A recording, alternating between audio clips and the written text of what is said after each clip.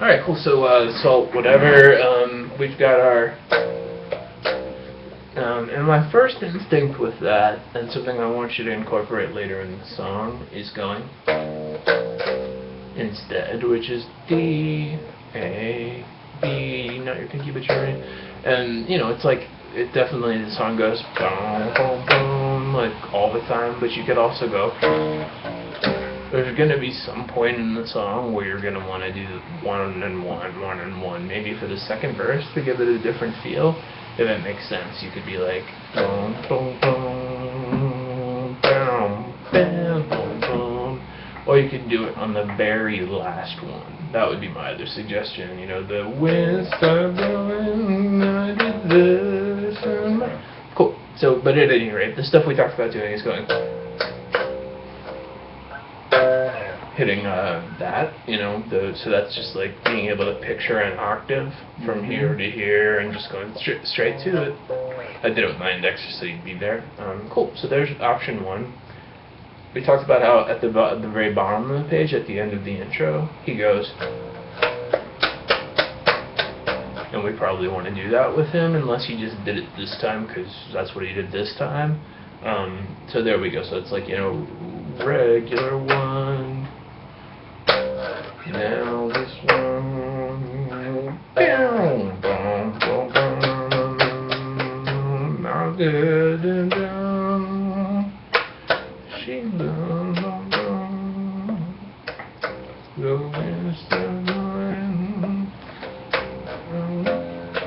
So here we are at 1:50 and like 2 minutes basically starting the chorus, which we know is. We're saving for later. You might do it here. You're gonna get a feel for the song. But anyway, we went,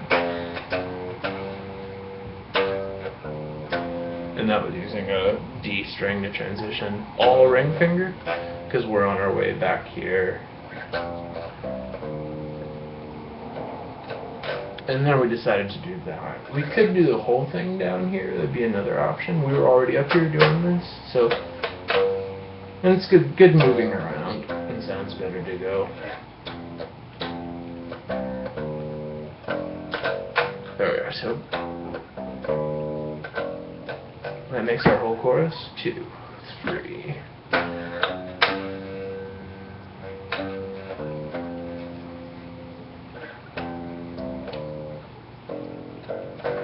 You want to cut that off. That's staccato. So let's talk about other stuff that happens in the chorus that we didn't talk about during the lesson, like all these hits. We probably want to be going or something like that, because he goes pretty nuts right there. It doesn't really make sense to go, it'll totally work, but, he's very, then the wind started blowing.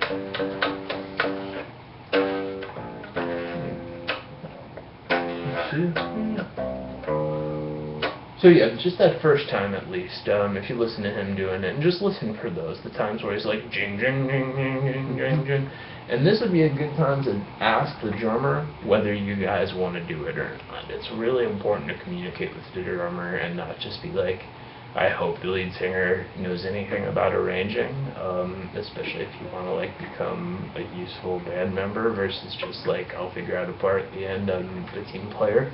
Is to talk to the drummer and be like, okay, so hey, he's going boom, boom, boom, boom, boom, boom, boom, whereas we've just been going boom, boom, boom. Do we want to accent that with him, like on the last one? Do we want to go boom, boom, boom, together, and he'd go boom, boom, boom. Those are the types of things that all of these, like, should we do this or this feel things. If you talk to the drummer, there's no wrong answer anymore because you guys sync up on it, and this, I don't see why not go,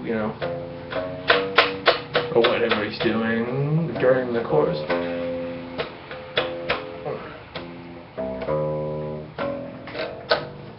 Cool. And doing a trail off there would probably sound cool.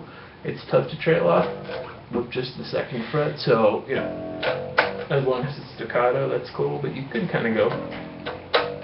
That's what I would do. Not the most important detail.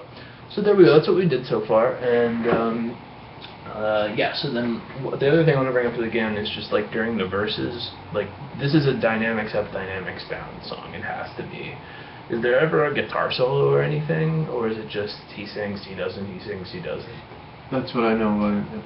Yeah, there's no guitar solo or anything. Cool. So then, things you can do to go dynamics up and down, or just subtle changes. Like you could go. That was the first part I heard instead of. You can always throw in that D A D. You could alternate them, or you could get the second verse just going. See how that sounded, and then go on the last one.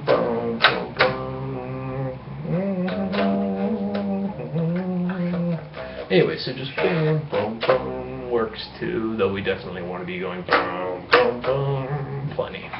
Awesome. Good stuff. And there's no identifiable, so what key are we in? This is a thing in B, whatever it says on the page. It's mostly just I'm playing in B, and then he goes to the 5 chord, right? If I was in B, 5, like 1, 4, 5, right? So he goes to the 5 chord. Then the 4 chord, then kind of a weird change. D is not actually in that key, but lyric kind of makes sense, and then back to the 5. Yeah, so if we were, actually I'm talking shit. D is the relative major of B. This is a groove in B minor, and as bassists we often kind of remember just like it's B because that's what it sounds like to us. But it is, B minor as opposed to B. So then, the relative major of B minor is D, whether we're going, and if this is a familiar concept, relative major, relative Yeah, minor. same notes on the scale. And the way we can do it is like B and D, B and D. Right there I'm saying B minor is D major. So yeah, he goes the 5 chord, the 4 chord, the 6 chord, which is the relative minor, and then back to the 5. So cool. There it is. I mean, it's like the same 4 changes in every song ever. There went 5, 4, 6, 5. Cool. Good stuff.